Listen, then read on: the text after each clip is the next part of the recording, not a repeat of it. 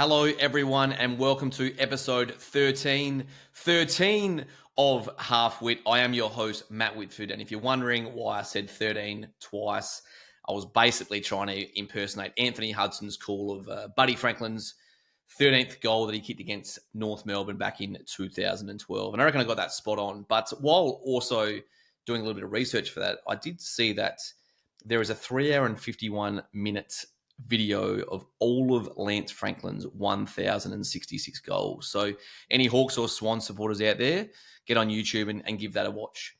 Getting back to today's episode, I chat with Riley Glynn. Riley is a good mate of mine, and Riley is doing some incredible work with his mates with the Modeo Bros and raising awareness and, more importantly, raising funds for Movember and focusing on men's mental health. So I'll chat with Riley. Later on in the episode, I have a chat with the owner slash creator slash you name it of Fox Rose Woodwork, Ben Wilson. A couple of weeks ago, Fox Rose Woodwork and the Matt Whitford podcast teamed up and gave our listeners a chance to win a sourdough bread bow knife. All we had to do was like and share the post, and you went into the running to win one of those incredible knives. And later on in today's episode, we will draw out the winner for that. So without further ado, enjoy episode 13 with Riley Glynn.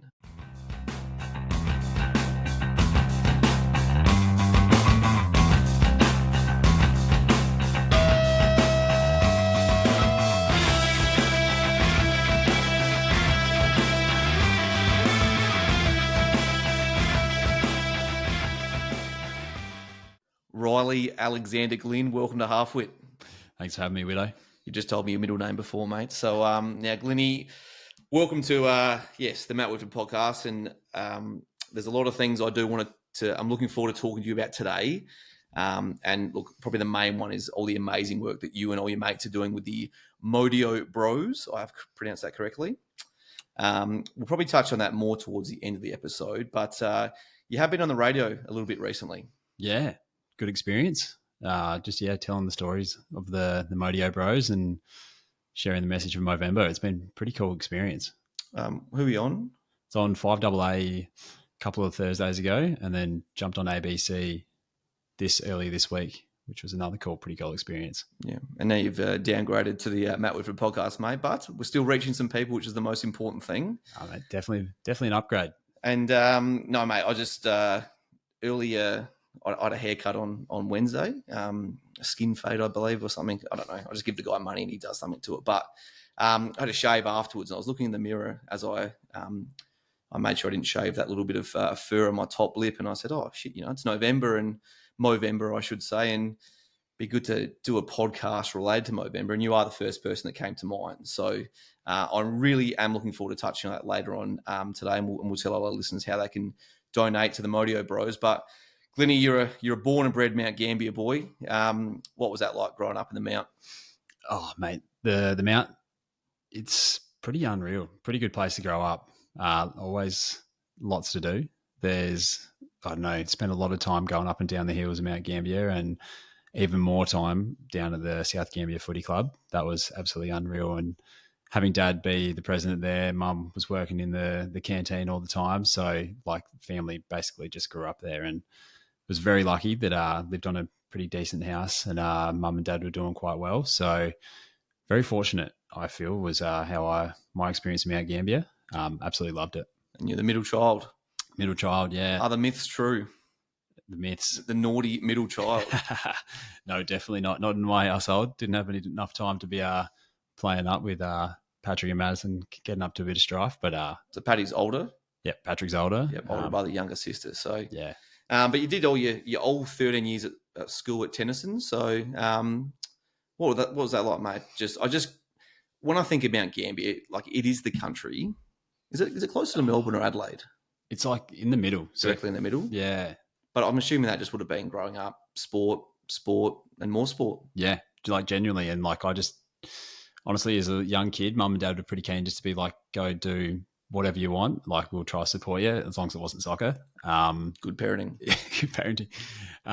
But yeah, just shoved a footy in my hands probably when I was about 7 or 8. So I started playing out at the juniors, and I was an awful junior. It took me probably 10 years to learn how to mark a ball, and by the time I was able to do that, I was probably under 15s and got a little bit more confidence under my belt. But spent a lot of time playing cricket going up.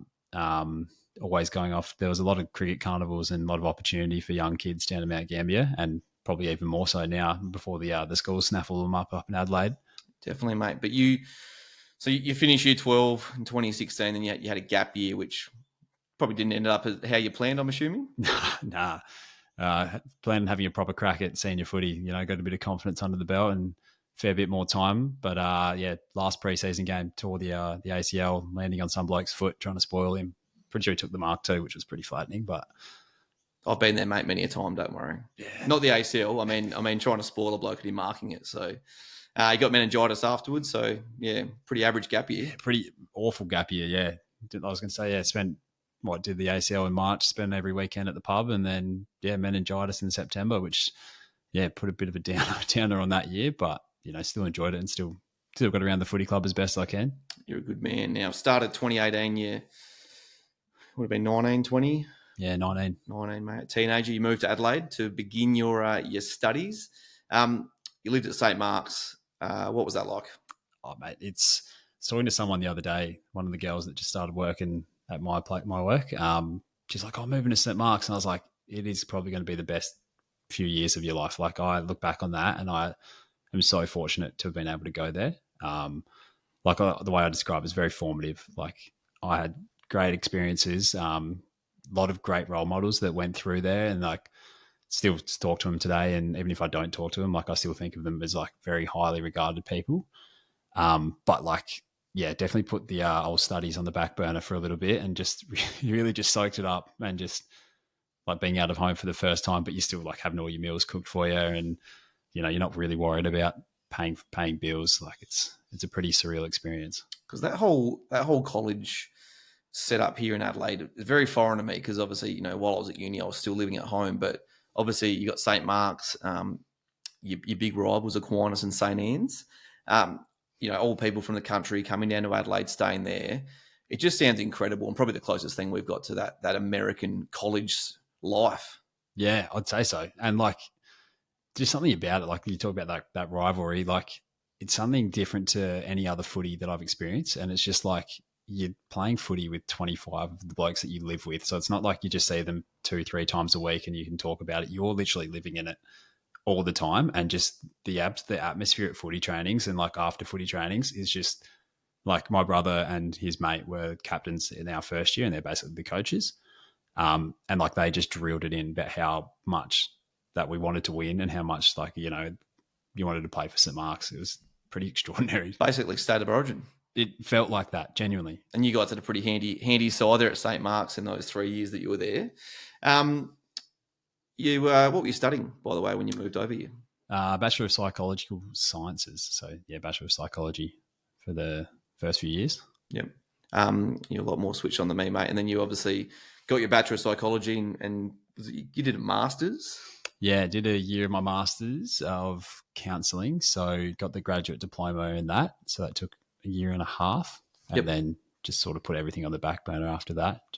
Well, we were talking off air before as well about while you're at college and basically how you jumped at every opportunity. You sort of, you didn't say no, you had a go at everything. And I just think it's why a lot of the youth of today, they don't do as much. They're a little bit worried. You would have gone outside of your comfort zone.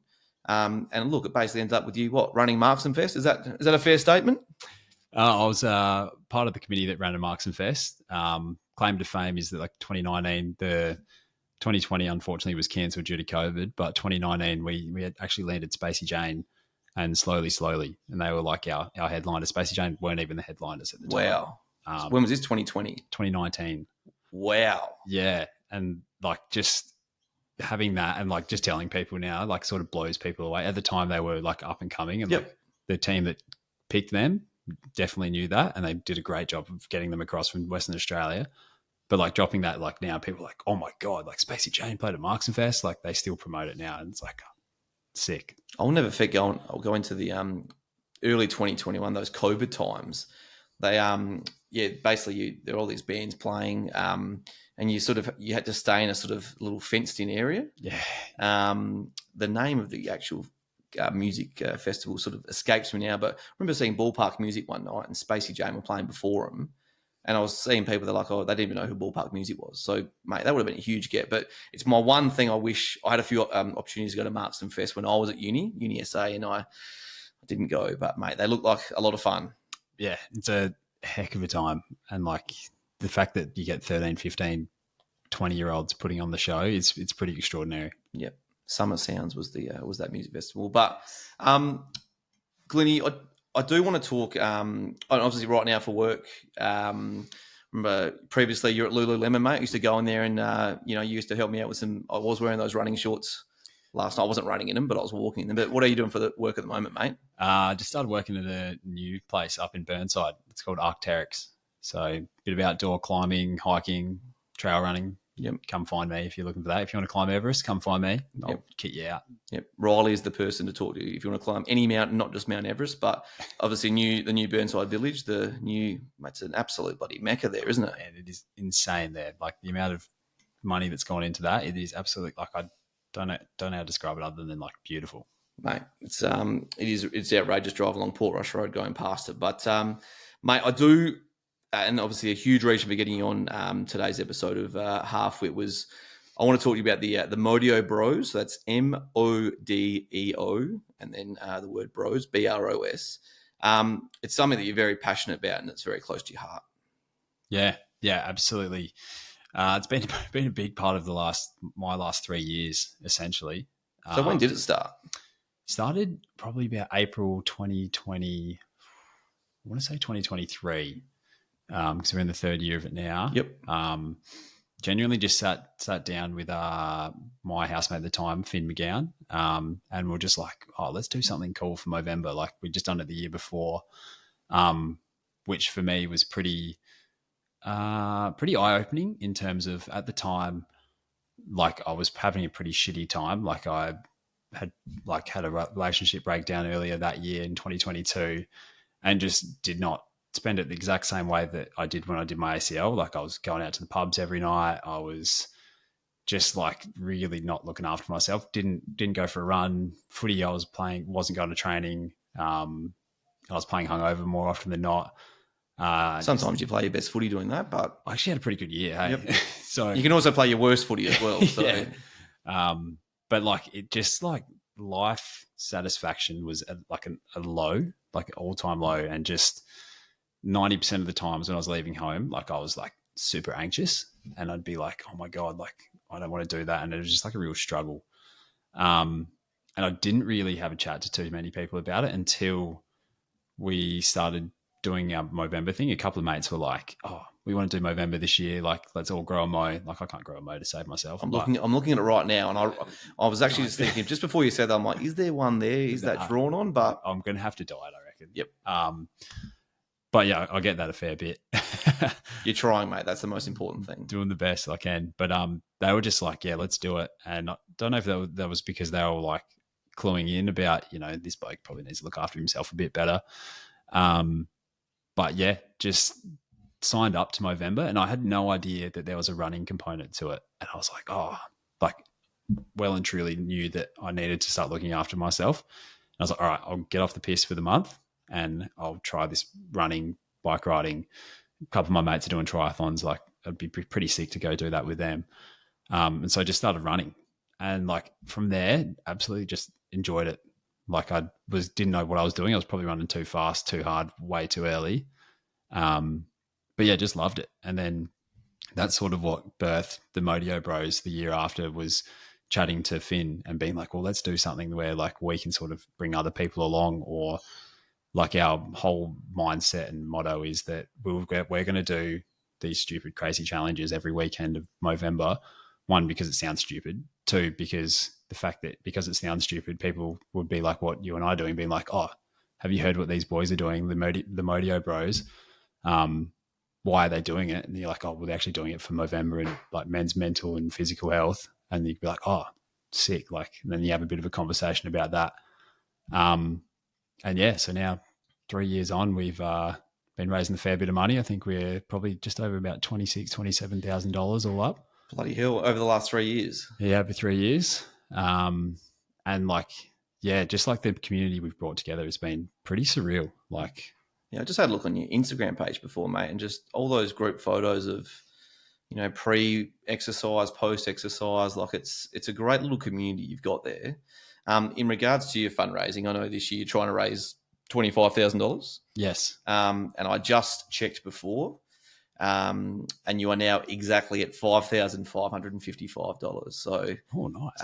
Part of your payment for coming on the podcast, mate, was a donation to your the Modeo Bros page. So, that's where you won't be getting any money yourself, mate. But it's an incredible effort, and we've still got a lot of time to go. So, obviously, to all our listeners out there, when you get a chance, go to the Modeo Bros Instagram page and click on the links. It's very, very easy to donate now, and you can do it with Apple Pay. Like there's no excuses. You don't have to go chasing a credit card or your debit card. You can just do it with Apple Pay. So, I guess the Modeo Bros, we spoke a little bit before about, some of your own struggles as well.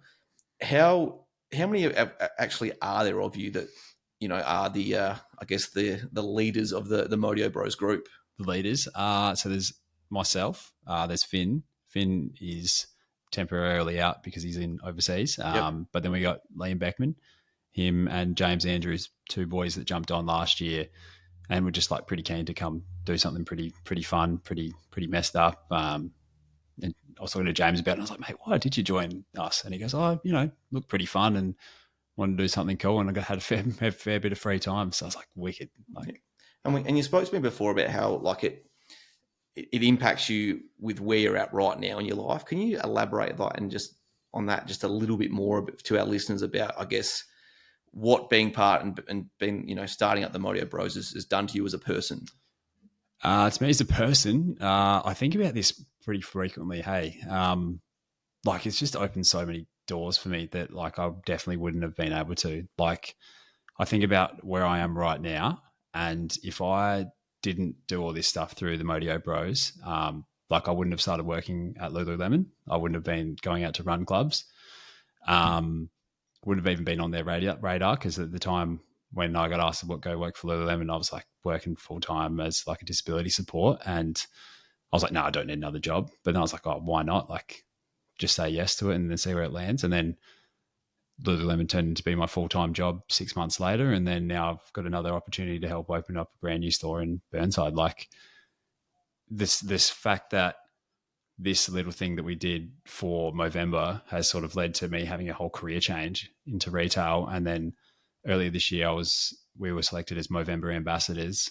Like flown to Melbourne, was nominated for a community. I think it was like a team community award for like the Movember, the first ever Mo Awards in Australia. Was nuts. Like I don't know how to, pretty tough to describe. Like it's just this thing that's ever just like, it's tough for us. I feel like at the moment, because we're in the middle of it, in the middle of Movember, it's hard to appreciate it and soak it all in. But like on the weekend, like it was a little bit of it that I was like, holy shit, like we've done some pretty cool stuff. Because it's incredible. And we'd heard of Movember for years and years on end. And I think really the last 3, 4, 5 years, it's really everyone knows about it and everyone's donating to it. And I try to liken Movember with 3 other, I think, really good fundraising. So obviously you've got the Leukemia Foundation's World Greatest Shave, which I used to do for quite a period of time.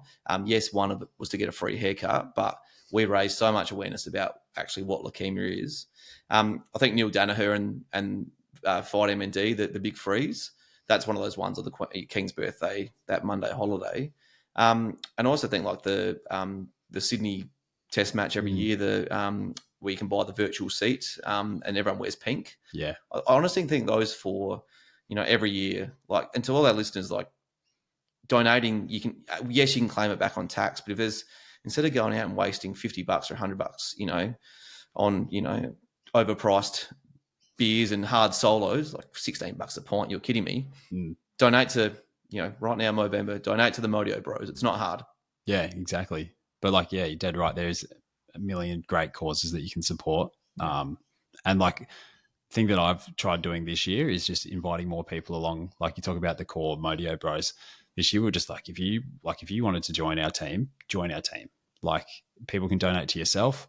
like goes towards our fundraising goal. But like the fact that you can be like, oh, I've joined the Modeo Bros, like come donate to me, or like, I don't know, it feels sometimes a bit selfish of us being like, donate to us, when I see other, like I've got 4 mates that are like all doing their own thing. I'm like, oh, that's wicked. Like I should share their stuff as well. I was tempted to donate to you, but I donate to the group just so I didn't have any favourites. But I just think the whole mental health thing, Riley, like it's massive at the moment. And being a teacher, you know, I'm working with, you know, 11 to 18-year-olds. And, you know, when I was at primary school and high school, like you didn't even think much about mental health. Like my mum was very, very good, and she rightly so was like, oh, you'll be right.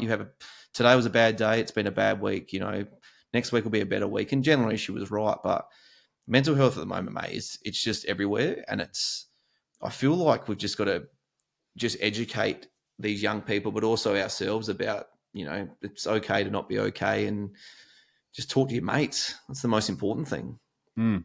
Like genuinely. And I think there's so many times where you can be like, in the moment, you can be like, oh, I was thinking this on the drive down. I could be like sitting here, we can have a chat, and you could be brilliant. You can sit there for an hour, 2 hours, and you can be like, yeah, great. I had a great chat to Widow. But you get back in the car, you drive home, you're like, fuck, I didn't actually chat about anything proper serious, did I? Well, it's interesting you say that, because, and this leads on really well to how we actually met. So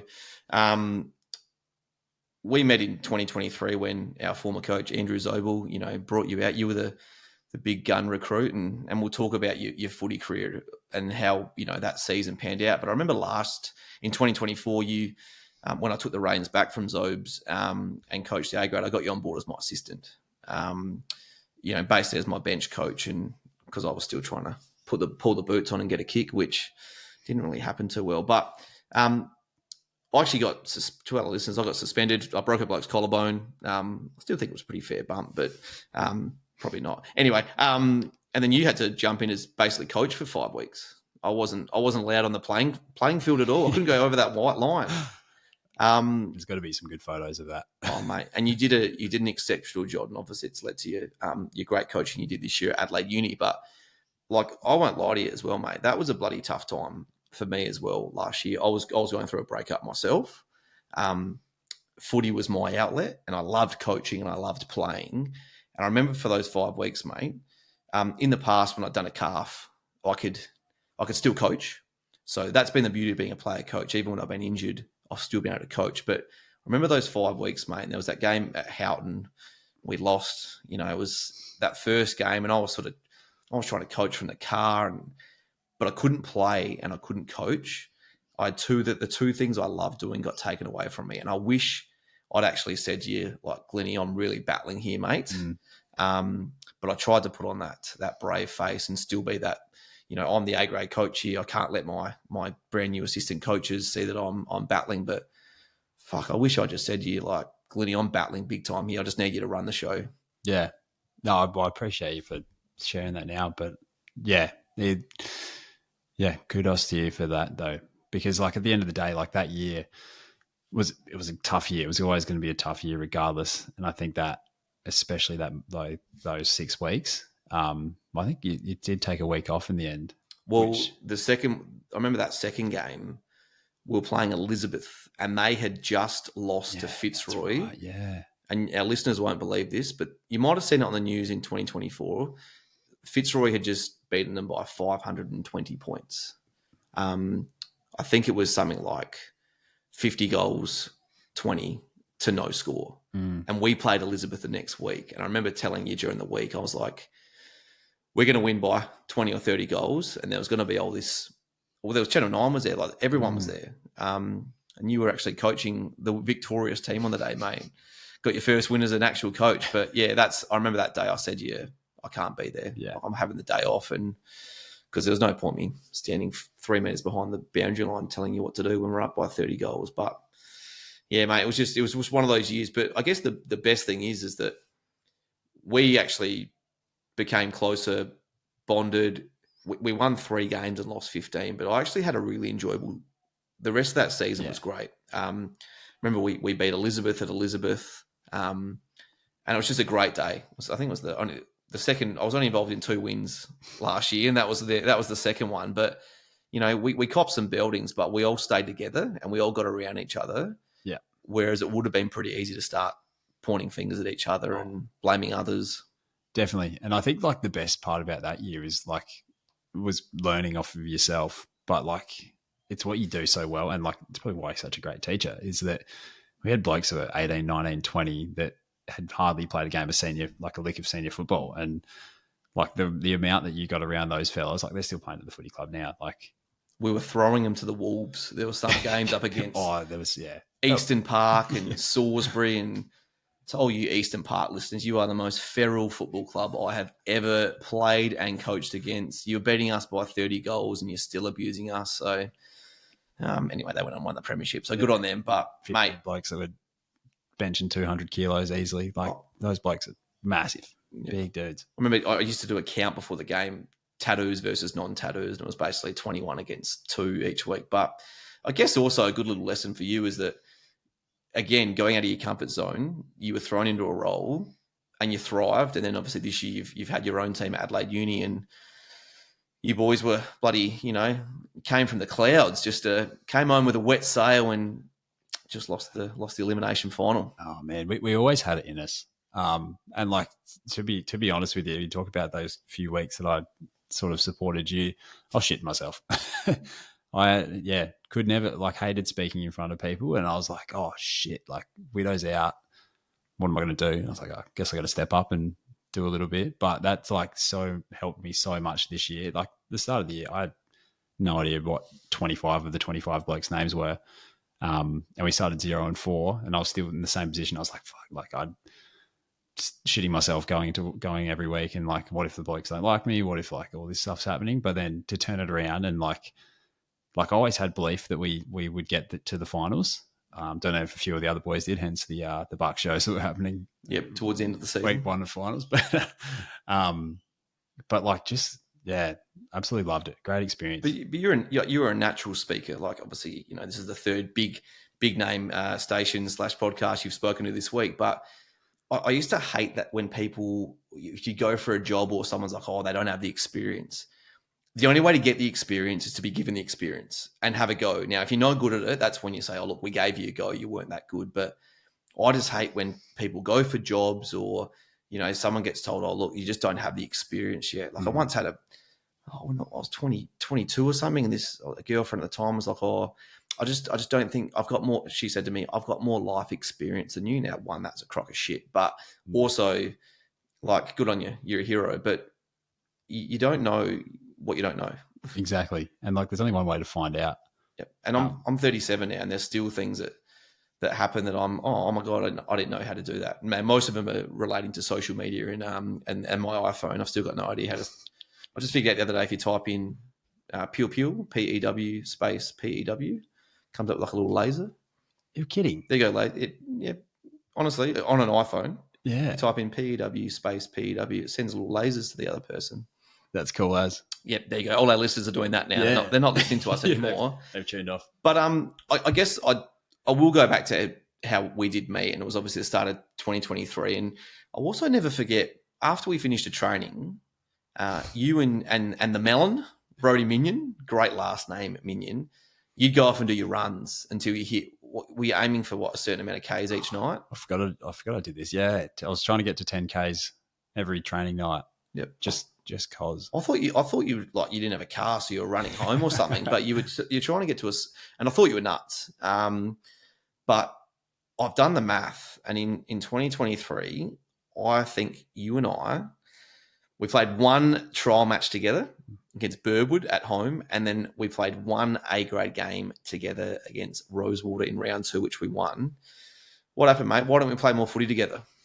Oh, mate, you got first one against Birdwood, had a couple of concussions. Was Birdwood? No, yeah, Birdwood. Birdwood at home, yep. Yep. I got badly concussed.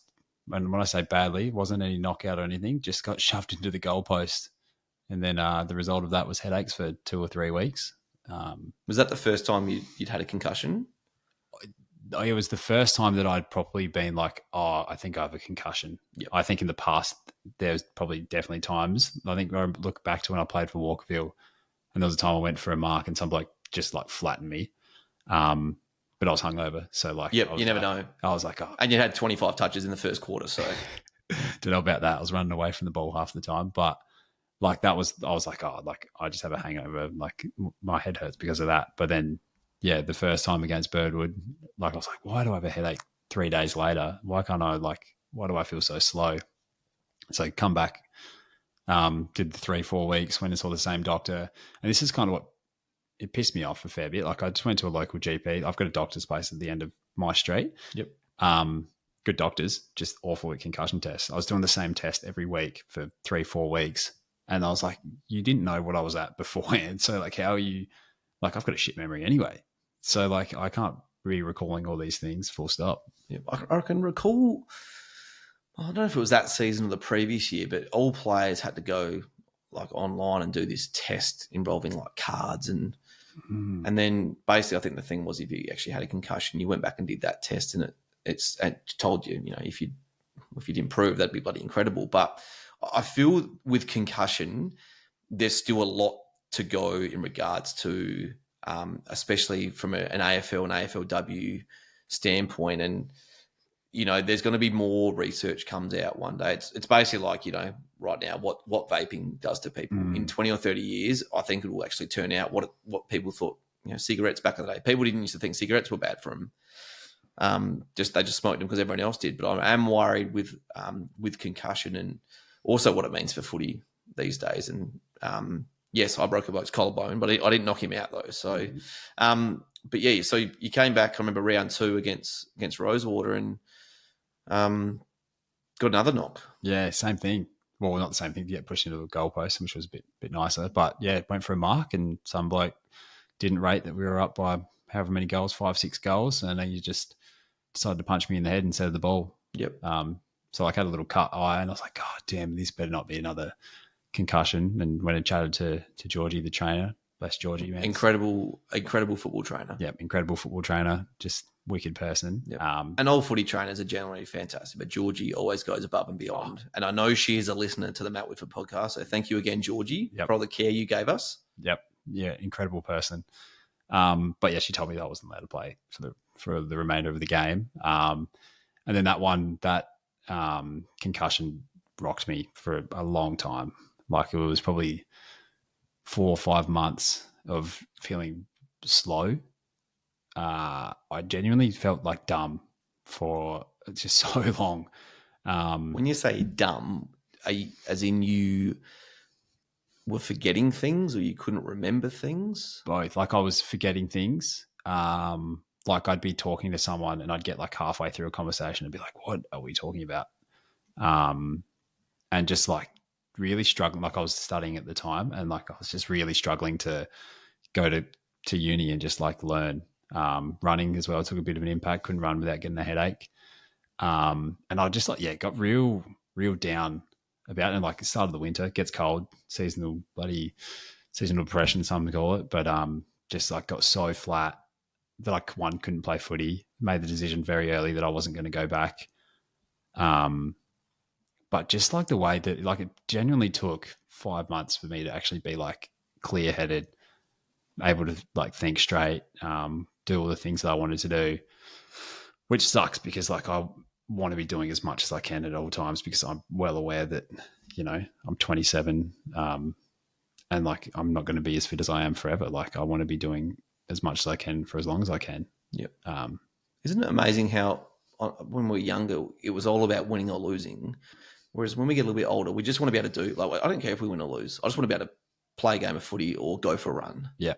And for those 5 months, mate, I couldn't imagine. Like, I broke my leg before and nearly went insane. Like, if it wasn't for NBA 2K11 on my brand new PlayStation 3 in late 2010, I would have gone crazy. But great game. Incredible game. And as you rocked up tonight, I did have the basketball one. So it's just, I think and it's hard to get your head around concussion if you've never actually had one. But even I think back now to, I remember once a bloke absolutely clobbered me and no one saw it. And yeah, I couldn't see the footy. The last quarter, I'm going to punch the footy with both fists, the double fist, and couldn't see the ball. Couldn't read the numbers on the scoreboard. Jeez. And I took myself off and everyone was like, Widow, what are you doing? And people were calling me soft. Yeah. Whereas now, like, how times have changed. Oh, man. Like if one of my boys get like even the tiniest head knock, I'm like, no, you're off. You're doing your 15 minutes with a trainer. Like, which not every coach does that. It's the win at all cost. Yeah. And like there's arguments that if it's a grand final, it's one of those things that if it's a grand final, but also the implications for that if there is the bleeding in the brain. So yeah, well, there's a good example of that. The NRL grand final just gone. I can't remember who the fella was that got knocked out, but he was out, and then he got back up 2 seconds later, and like went to keep going, but like they were just like, nah, you're off, and he was just subbed out for the rest of it. I don't know how his partying went, if he had any beers. I'm hoping not, but it's crazy. I may have told this in a previous podcast, but 2012, I played in a grand final, West Wyler versus North Wyler, 8 goals, 8 to 6 goals, 1. We got the win. And Kieran Hollingworth Hughes, he's played some league footy at Port Magpies. One of the fittest bloke I've ever seen in my life. You might have pipped him just now, but he got knocked out in the second quarter. It's the biggest hit I've ever seen in my life. And at halftime, we're sitting in the rooms. We got one bloke who's been red carded. We got one bloke who's had his teeth punched in and he's not returned the game. We got one bloke who's done a hammy, and then we've got Kieran who was basically on a stretcher. So we're down to 17 fit men. We started the third quarter. Kieran started on the wing. He is the greatest half of footy I've ever seen. Like, he probably should have got the medal, if I'm perfectly honest. It just wouldn't happen now. No. Like, I've never seen a bloke be knocked out more cold, yet he was back running around 20 minutes later. Yeah. Have you chatted to him since? I haven't. Should see how much of that game he actually recalls. You know what? I am heading up down back to the Eyre Peninsula over Christmas and New Year. So if I swing by the mighty Wyler, I have to touch base with him. But yeah, incredible, mate. Incredible. Great. I'm bloody glad he came back out because of him we won the game. However, but mate, it's just the whole concussion thing. We could talk about it forever, but I guess it also does lead in well to all your work you're doing with the Modeo Bros, because I check your Instagram, mate. Like, you're always bloody working out. I get very jealous, and Glynn needs another session. Not jealous, envious, but I'm also now I'm bloody impressed, because tomorrow, mate, you're doing a bloody Ironman. So in less than 12 hours, it's just you're doing an Ironman. Tell the listeners what the hell you are doing tomorrow. Tomorrow we're doing an Ironman, but we've dubbed it the Modeo Man. We've extended an Ironman, so a normal one's 3.8 swim, 180 ride, 42.2 run. We're doing a 4K swim, 197 ride, 43 run. And essentially that is... They're kilometres, by the way, to everyone listening. Kilometres. Yeah, kilometres. Hopefully, wish they were meters. But the essence of that was because I believe there was a stat, and I could be wrong on this, but we did talk about this, and I've done a bit of research that in 2024, there was actually 244 South Australians who passed by suicide, which is just awful. And I don't think that that's a stat that anyone really would know. If I didn't tell you, you probably wouldn't know. It's basically 2 every 3 days. Yeah. 2 every 3 days. Yep. And it's devastating. Yeah. And so our goal is to raise awareness for that. But yeah, that's by torturing ourselves in the Unley swimming pool. I'm not a swimmer myself, so you'll be the only pool. You get there at probably 5:30 in the morning. Yeah. Where are you riding to? We won't ride there. We'll just jump in the car. Yeah, you'll drive there. But after the pool, what's happening? Vic Park. We'll be doing. I think we've worked it out. It's about 170 laps of Vic Park. Okay. The circuit there. So that'll be fun. Are you going to be running that same circuit too? No, we might extend it a bit there. There's a bit of gravel and stuff we can get on. So that would probably be about a 3K loop. So however many laps that equals. I love that you're doing a marathon as well as a 200K bike ride and a 4K swim. Mate, I get tired driving 43Ks, let alone you're running it. So, mate, that's bloody exciting tomorrow. I'm even impressed with I guess what you're doing the following Saturday, the 22nd of November, 24 hours at the Loop. 24 hours at the Loop. The Adelaide Uni Loop, which brings back so many pre-season footy training memories for me. Tell us about the 24 hours of Loop, and I've got a nice little Jack Robinson candle story for you. Oh man, please. 24 hours of the Loop, something we introduced last year. The first year we did the Modeo Bros, there was only 4 weekends in November, and we're like, sweet, this is 4's pretty achievable. we looked at the calendar for 2024 and it was 5 weekends. And I'm like, God, what are we going to do? We're going to do one more weekend.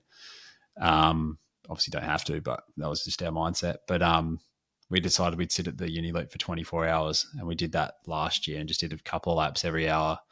And this year we're like, oh God, if we're going to do it again, we want to invite everyone along. So this, in essence, we're going to have a team of the Modeo Bros, and then we've just invited anyone else that wants to put in a team of 4 or 5, whatever, however many you want, that's going to come out and join, and just see how many laps you can clock. So basically, one person from your team's always running. Yep. And now the 2 or 3 are resting and then waiting for their turn. Yep. And they can just go off and do something else, so they can go for a sleep or go grab a bite. But yeah, we've been pretty lucky this year. We've got Run DNA actually giving everyone that signs up 20% off. Brilliant. For the month of Movember, which is pretty sick. They're on Fullerton Road, I reckon. Fullerton Road and Manton Street. Yes. Yeah. I did buy my New Balances from there. Nice. Great place. It's great people. Awesome. Yeah. So what time's that starting then next week? 8 a.m. 8 a.m. on Saturday, the 22nd November, finishing obviously at 8 a.m. Sunday, the 22nd November. Then you'll be destroying something for brunch afterwards, no doubt. Yeah. Or just sleeping. Or sleeping, yes. Yeah. But yeah, big brunch afterwards. Mate, that's incredible. So, look, I haven't started my running yet. I did say in the podcast a couple of, I don't know what episode it was, but I would be doing the City to Bay next year. So I've got to start at some point. But hey, good time. And, you don't have to run to join. So, like, if you want to come and walk, do your 5K walks there, mate. Just support Riley. Pleasure will be mine. So, yeah, a couple of big Saturdays coming up for you and the Modeo Bros. But, mate, really, really exciting. And it's one of those things that I really implore all of our listeners to check out the boys on Instagram at Modeo Bros. I literally the last couple of weeks, I have been scrolling, having a look, and just raising awareness is what you're doing. And it's, you're raising awareness for men's mental health, which is a huge thing, as we spoke about just before. But I just implore all of our people out there that, if you're going through a tough time, don't stay silent. Just talk to someone. Tell them that you're struggling, because it's, I don't think anyone now says, oh, you're weak, mate, toughen up. That doesn't happen anymore. No. What was it? Build a bridge, get over it. Mm. Here's 40 cents, go and tell someone who cares. I think now people listen and people take this all seriously. So, mate, you're doing an amazing job. The Modeo Bros, check them out on Instagram. Anything else, mate? You want to chuck in any plugs for anyone before you go? Plugs for anyone? No. The Adelaide Uni C grade team next year? Yeah, I do. Actually, no, I don't even need any more players. But if you want to come out for a kick, Adelaide Uni's always a home for all. The Blacks? The club of... Did Peter Malinauskas pull on the boots this year? I don't think he did. I think there was whispers. There was always little rumours coming around when we were a bit short that Mally was coming out. But I stood on him in 2021. Yeah? Yep. Adelaide Uni played Adelaide Lutheran at Doggy Park. There you go. He came on for the last 10 minutes of each quarter, every second and fourth quarter. Great fella. Yeah. He didn't get a kick on me. Hard to. I don't think I got it. I think he was actually the decoy. So he actually took me away, and we got absolutely pumped that day. But you planning on playing footy again next season? Nah, I don't think so. I pulled it on a couple of times this year. You don the helmet? Don the helmet. But it just puts a bit of a target on you, which is quite unfortunate to say. But I much more enjoyed getting around the boys via coaching. I feel like I could have a bit more of a chat to them when they come off and whatnot, rather than being in that headspace of a player. But coaching's awesome, mate. It's a wicked time. Yeah, you're a bloody good coach. You're a bloody good human being. All of my guests that come on the Matt Whitford podcast, mate, they do receive a gigantic Matt Whitford podcast bumper sticker, mate. Put that wherever you want. It's gone on the bumper, mate. But yeah, they are really, really bloody big. But mate, that's what you get, and a donation to the Modeo Bros. So remember, Movember, where are we right now? We're November 14, not even halfway through Movember. So like I've said, get on to the Modeo Bros page, donate some money towards their Movember fund. 25 grand, mate. It's a big number, but I like it. Aim high. Ambitious. That's what we aim for. Being ambitious. We fall short. But hopefully our listeners listening to the Matt Whitford podcast, we can get some more sponsors involved as well. Chip in some money, mate. But Riley, Glynn, I've loved you coming on Halfwit today. I know you've had a very busy week in the media, but Mate, thank you again, and all the best for your Ironman tomorrow, the uni loop the following week, and everything moving forward. Thanks, Widow. Appreciate you having me on. Cheers, mate. Great man. My next guest on today's episode is someone I've known for, it would have to be over 20 years now. Ben Wilson, welcome to the Matt Whitford podcast. Thank you. It's a pleasure to be here. Pleasure to have you here, mate. And most famously now, you're the owner, director, secretary, of Fox Rose Woodwork. All but social media manager. Yep. Pam's doing an incredible job of that. And you have been a sponsor of the podcast the last couple of weeks. So just need to send you an invoice for that. That's how sponsorship does work. But no, Ben, you are the younger brother of my best mate, Daniel. And Dan and I, we went to high school together, and you were just his little brother. And then, 10 or so years later, I'm coaching you in the under-18s at Bright in 2011, watching you grow up to be a fine young man. And then in 2016, I brought you out to the Peak and District Footy Club. Now, Ben, before we talk about why you are here today, we need to address the elephant in the room. 2017 Grand Final. We just won the preliminary final against BDT at Tintinara. Which I got done holding the ball about 6 times in a quarter. Unfortunately. You got done holding the ball twice in the first quarter at crucial times, and then I think in the last quarter, right in front of the coach's box, you sprayed one, and it wasn't a good spot to spray a kick. Now, we only trained on a Wednesday night, and I remember we trained on the Wednesday night, and we had one of our best players, Nick Ragurki, returning from injury. So there was always going to be one to go out. I had a lot of pressure from the Mallee locals, the Peak and District locals, to ensure that I kept a few of the young local kids in the team, and I dropped you. Yep. My best mate's little brother. I couldn't do it on the Wednesday night, mate. I had to think about it overnight, and I remember calling you on the Thursday, just saying, "Benny, I've dropped you." And might have been the Friday. Might have been 2 days. I couldn't have done it the day before the grand final, could I? Shit, maybe I did. But look, you did have a B grade grand final to still play in, which just lost 7 points, I reckon. Yep, against Pinaroo in Murrayville, over the border in Victoria. The A grade we did win. I did get you I still got you in the premiership photo with a couple other boys that were injured and also unlucky not to get a game. So surely you still felt part of it. Played for 2 years and got dropped for that one. So that was unfortunate. Yeah, mate. We might move on to a different direction here. But no, what I do love, Benny, is you left the following year and with your brother, and I don't think you talked to me in 2018, but you did return in 2019. We had an extremely enjoyable year. That last game at Karoonda where... the calf. Mate, to our listeners out there, Benny was running into an open goal from 15. It was 15 top of the goal square. Mate, it was 12 metres out. A third man up it though, so I actually did something. My opponent had sort of left me to go, and I was in the goal square, by the way. I put myself at full forward. That's what you can do as a coach. My opponents ran out to try and smother you. I think you've kicked it off your shin kicked it. It was basically off your calf, your inside of your right calf. Dribbled to me, and I just I put one through from 3 meters away, and we ended up winning the game. Your brother took an incredible chest mark in the last quarter, but we will dedicate a separate podcast to that. But you're in here today, Benny, to talk about Fox Rose Woodwork, and I just want to know, Ben, where the idea came from. So the business, basically, my 2 grandfathers, John Rose and Joseph Fox Wilson. What a middle name, Fox. Yep. What a middle name. Incredible. So both of them influenced me fairly heavily as a kid. Did a lot of stuff with the hands and just naturally started doing stuff 20 years ago that grew up into the point of just doing more and more. And then my wife basically wanted to take advantage of that and make me make more and more extravagant things. So I did. Mate, I'm so jealous. I get jealous of people that can build stuff, make stuff. I can't do anything, mate. I can't even write on a whiteboard. My writing's not that neat. But when did Fox Rose Woodwork basically start? So probably late last year was the first official sale. And what was that? That was a cheese slicer. Yep. So I had given one to a friend as a birthday present or something. And then one of his friends liked it. So bought one through him through to me. So, and it started from that. And then this year, middle of the year, early of the year, my wife was getting annoyed at cutting bread when it just doesn't cut straight. Yes. It didn't have a very good knife. We just had a cheap Kmart or Target knife, whatever it might have been, and just couldn't get a straight cut. And then, burns in the toaster because it's just not right.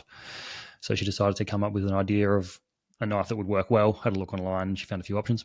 So from that, one of my best mates, they own a bakery.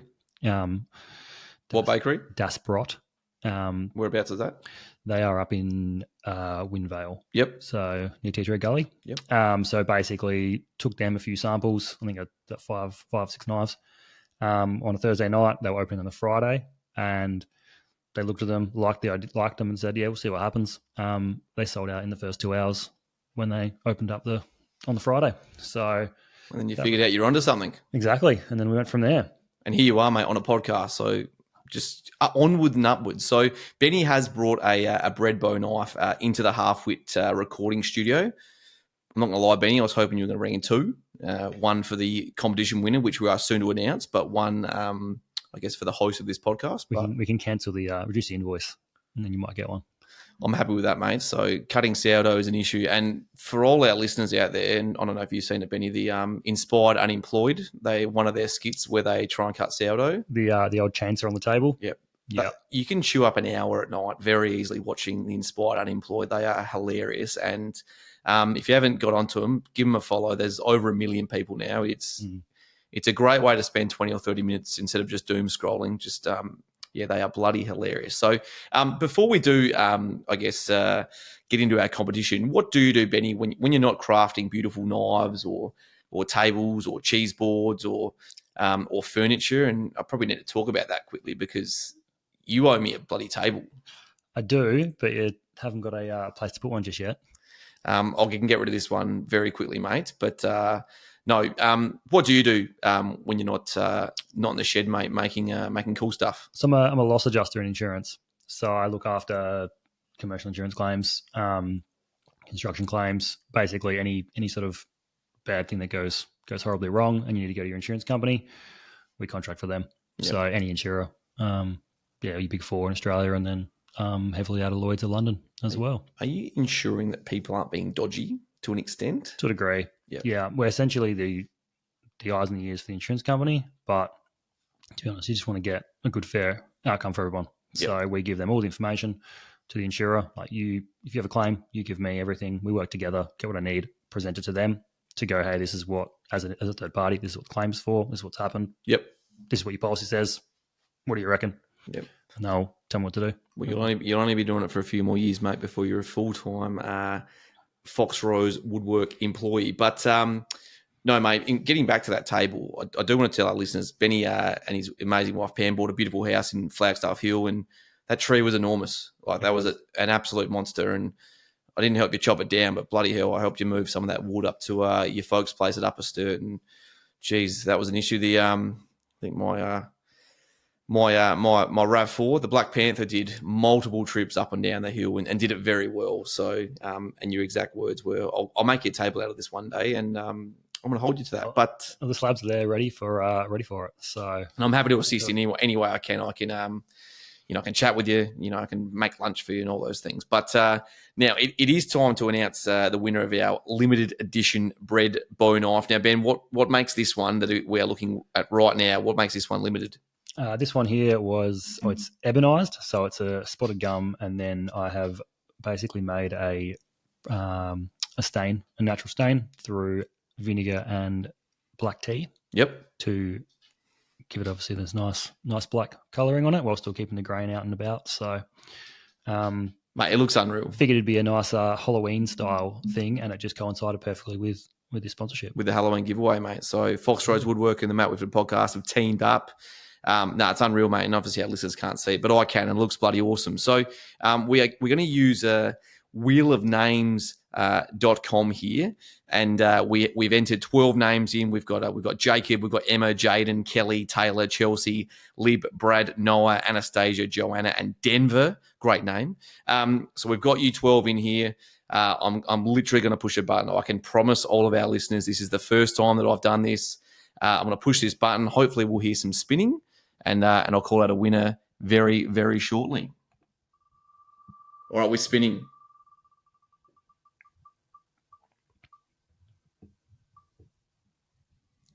Would you believe it? It is Jaden Cozzo, a former teammate of yours. Played juniors all the way through with him. An unbelievable left foot Cozzy has. His old man from Weiler as well. Great little Weiler connection. So Cozzy, congratulations, mate. You've won yourself a Fox Rose Wilson breadbow knife. Saw Cozzy a couple of years ago at a wedding, so I'm going to have to catch up with him soon and hand that one over to him. I'm happy to do it, mate. Yeah, saves me some postage. So he's a good man, Jaden. So congratulations to you, and thank you to everyone who did like the post and share it.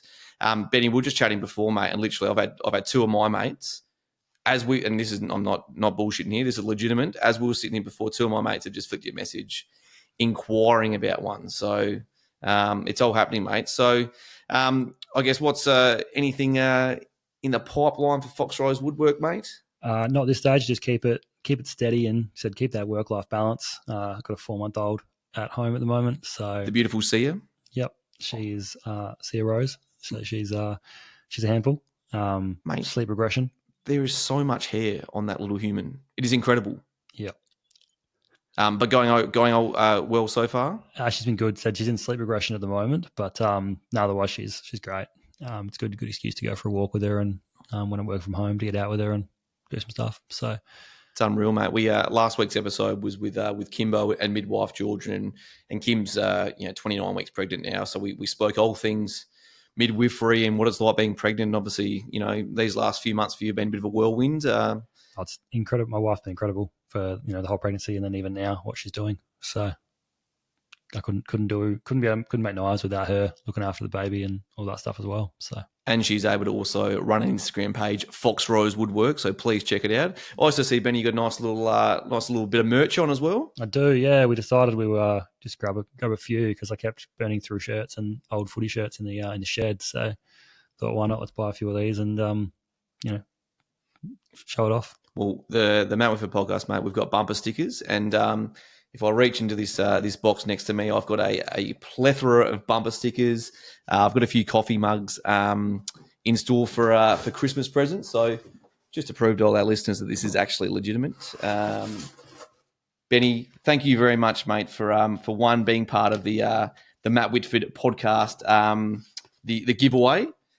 So Benny, there's a bumper sticker in there for you, mate. They're bloody huge. Thank you. Try and put one on a knife. I know. I do have some coffee mugs in there for a few Christmas presents, so a few lucky people will be getting them. But I do need to branch out into polos and also hoodies as well. We can sell some, give some knives away as well. Mate, let's get on to this. So, Benny, thank you so much for coming on the Matt Whitford podcast, mate, and let's chat again soon. Absolutely. Cheers, mate. Thank you. As always, a huge thank you to both guests for being on today's episode. To Ben, thank you so much for deciding to collaborate Fox Rose Woodwork with the Matt Whitford podcast in giving away one of those incredible knives. To all our listeners out there, I reckon if you just inbox Fox Rose Woodwork, I reckon I can get you 10% off. Just mention Double Fister. Just say that. And I guarantee you, Benny will send out one of those knives and they'll try and give you a little 10% discount. So just give it a try. If they say no, well, then you're stuffed. But hey, at least we've given it a crack. Also to you, Riley, Glynn, thank you so much, Riley, for coming down. And I felt like we actually could have chatted for a lot longer about, I guess, that men's mental health and also the concussions that you've suffered, unfortunately. But you're an awesome human being, and hopefully, the next couple of weeks go really well for you. And especially, tomorrow with your Ironman and the following week with the uni loop. And while I was chatting with Riley, I don't know if you remembered, I was meant to talk about a story about that and I forgot. So I've got to tell it now because start of the pre-season in 2024, one of our superstar footballers at the Doggies, Jack Candles Robinson, he arrived at the uni loop. I like to have a training there every pre-season because the 2.2K loop, look, it makes it very easy for a coach, run around, stick to the gravel, don't get lost. And anyway, we all met there and Jack had come straight from work driving a truck and Jack didn't have his runners. He only had his footy boots. So for the rest of the playing group, we were basically going to do 3 laps of the uni loop, not all at the same time, but at a total of 6.6 Ks. So what we did with Jack is we measured out 100 metres on the grass and Jack did 66 100s. And I'll never forget it because the main group, we all finished our last third lap of the uni loop. And we all ran over it and we all did the last the last 100 meters with Jack. It was one of those real team bonding moments. We went on to win 3 games and lose 15, but hey, that preseason we were up and about. So there you have it. And yeah, what a moment that was.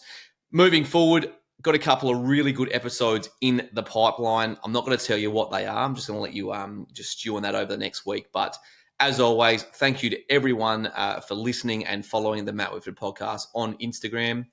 I did have a couple of questions during the week about the intro and the outro music for Half Wit. A great friend of mine, Gabe Phillips, was in a band called Cortez. They used to play at the Grace Emily Hotel. They used to play at the Jade Monkey before it got redone up. I reckon I even saw them playing at the Exeter, maybe the Crown and Anchor. And Gabe was kind enough to lend us the CD, which I gave to someone in my IT department at work, and they were able to spin their magic and somehow get it on my computer. And the first song, Good Lies, and the closing song, which you're about to hear, Back to the Alamo.